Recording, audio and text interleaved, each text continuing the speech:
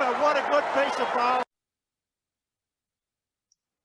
So hi everyone. So welcome back to the second episode of For the Love of the Game cricket podcast. So I'm back again with Pranav here and Prakash here.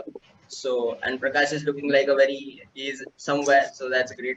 So yeah, so we will touch upon that. So today's episode is going to be something different. So not really analytical and all those things. It's going to be a small tribute to Mahendra Singh Dhoni because his birthday went by. So he's a legend of this game, right, in Indian cricket. So we all thought that it would be good to just talk about him, share our personal memories and thoughts about him, so that it will be a fun conversation. And also looking forward to hear from your end as well in the comments. So what are your memories about Dhoni and what is special about him and all these things. So yeah, so let's begin. So before I ask you guys, so personally, what I want to share is when I recall the word MS Dhoni, what he means to me personally. It's so if I go back in time, so I think in the against Pakistan, his 148 that innings where he played those helicopter shots, right? So those kind of things, the long-haired raw version of Dhoni, that is what I actually recall when you. It's not about Captain Cool or the Iceman. What I recall about Dhoni, or even the World Cup wins in IPL. Yeah, it's good, but somehow it felt to like all the gully cricketers could relate to him because his techniques and his everything, how he played the sport, like it made cricket a common thing everywhere. So I feel that he connected to the masses. So something he did that by his own style of technique and everything. So yeah, so anyway, so Pranav, so what are your like special memories about Dhoni? So what does Dhoni mean to you? So, yeah, go ahead. Um, First of all, hello everyone. Thanks for the awesome feedback on the first video of ours. Happy to be talking about the game again. So for me, MS Dhoni has been a very special figure throughout the life because always whenever there were results in his favor or not in his favor, he has been iterating the same thing, follow the process. So basically, he's been someone who's wanting to imbibe something as a habit and not as something new. So we reflect that when we go back to the 2008 CB series when India beat Australia. And I think there were less than 10 runs to go. And he called for gloves from the dressing room just to pass on a message to the dressing room saying, don't celebrate because we are here to win. We'll continue winning.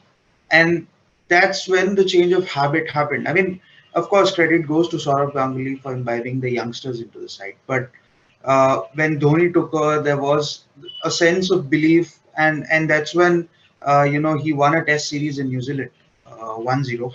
Had it not rained, it would have been 2-0. But I think that culture of believing, taking the game deep, assessing the situation, imbibing the right culture into the side and right mix of, experience and youth. So he got a hold of Suresh Raina, Virat Kohli into the side while having Sachin Sehwag into the, going into the World Cup. So he was not afraid of taking bold calls at times.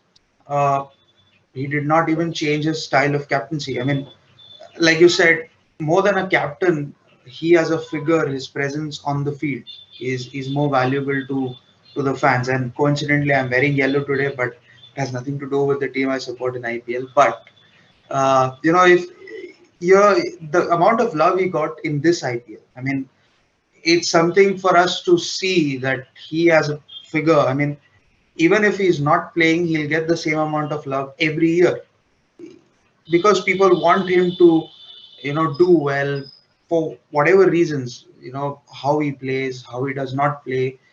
And I'm very surprised that not a lot of people know that Dhoni has hardly missed any game. I mean, be it international cricket, be it IPL.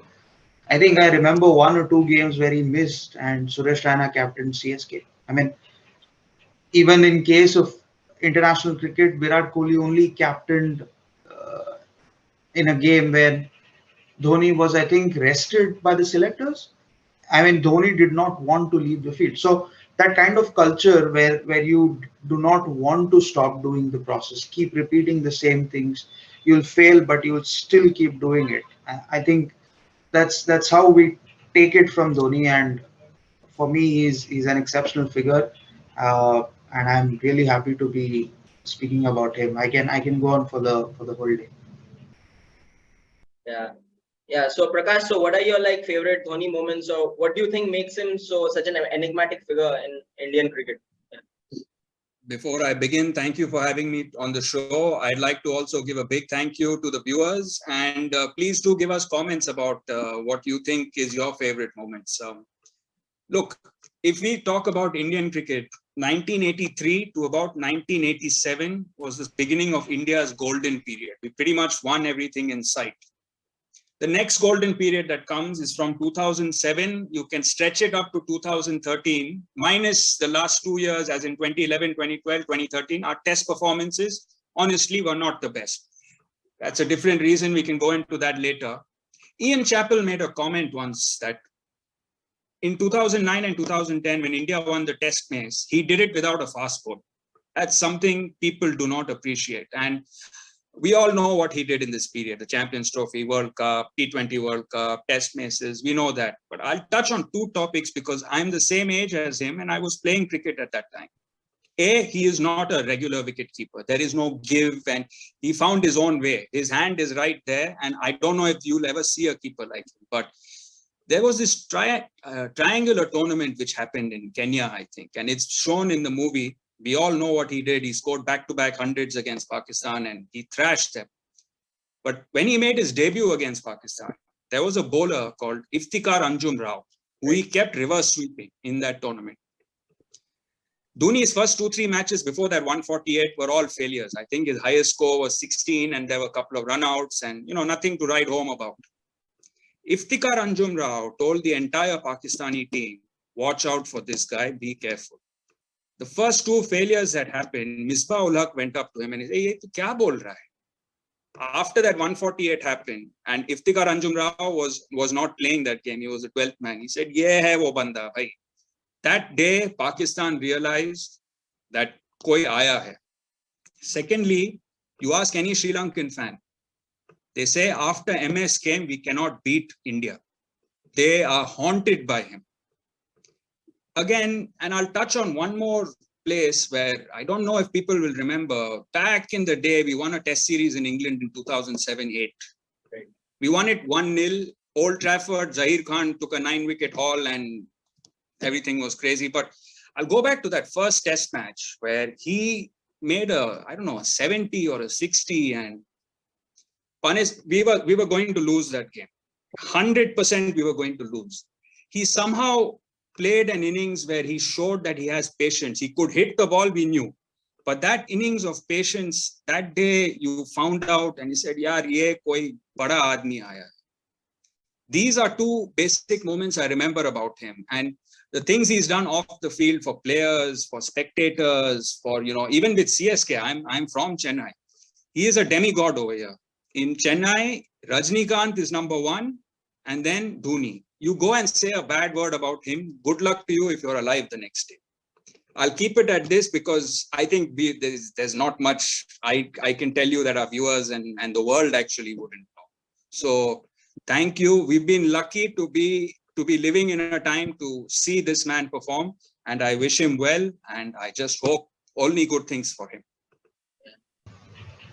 Yeah, so this is like the basic Dhoni feel is that like one thing I think which Prakash also touched upon is his test performances often go like underlooked, because I remember in England series, I don't remember the exact year, so he was coming in at 18 for 4 or 20 for 4 and we were taking us to a respectable score. So I think his test technique is also pretty decent. Like many people don't give him credit for that. Like anyways. So that is something, and also regarding his ICC trophy winning credentials are out of this world. So we have not been able to match it up. Like we have not won anything after 2013, I think, right? So yeah. Correct. So that is something. So it's something special to him. So hopefully we win some ICC trophy this year. Is a World Cup coming around. So this is it. So Dhoni is, as always, a very special figure in Indian cricket, and we all love him, and like we are all passionate cricket fans and everybody. So also like the viewers also let us know what you enjoy about Dhoni and what are your favorite memories of him. What do you think that makes Dhoni special from other players right now? Why is he winning so many ICC trophies? Like why are others not able to do that? So anything like whatever comes to your mind, anything, let us know in the comments. And also, as always, your love and feedback would be appreciated. We are like trying to have fun and like share our thoughts with you guys. So hopefully you enjoyed. We have got, as everybody said here, so we have got some very positive feedback and lots of views in the last video. So we hope to build on that momentum and carry it ahead and like just have a good time with you. So yeah, so thank you for watching this, everybody. This was a short tribute video we did for this. So next week again, I don't know, next we will again come back with new content and about some upcoming current affairs into the cricket world. So yeah, so we will keep this going. So thank you all for watching. Bye. See ya. Bye bye. See you. Bye bye.